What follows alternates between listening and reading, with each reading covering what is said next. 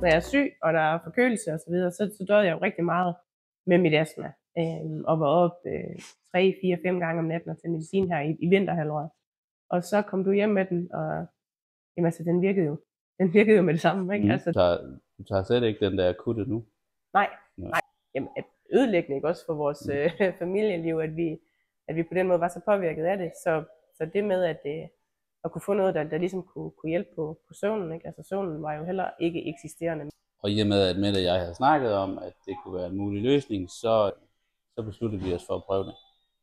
Allerede den første nat, vi havde den op, kunne jeg jo mærke en forandring. Natten forinden havde jeg været op 5 gange, altså medicin, helt præcist. Og den første nat var jeg op 1 gang og tage medicin. Natten efter var jeg op en enkelt gang, og siden da har jeg ikke taget det her akutte medicin. Så den virkede jo fra dag 1 af. Forandringen på selve duften, når man kommer ind, man kan tydeligt mærke, at luften er ren.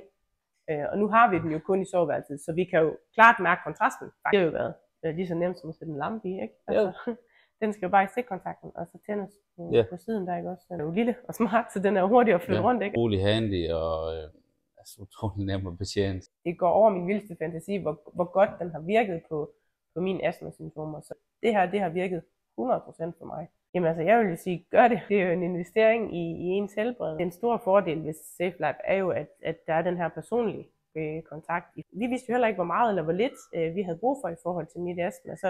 Så man har den her personlige kontakt, og man har den her personlige vejledning og guidance til ens behovafdækning. At få den her dialog med SafeLife omkring, hvad ens behov er, fordi det gør også, at man får det bedste resultat af det.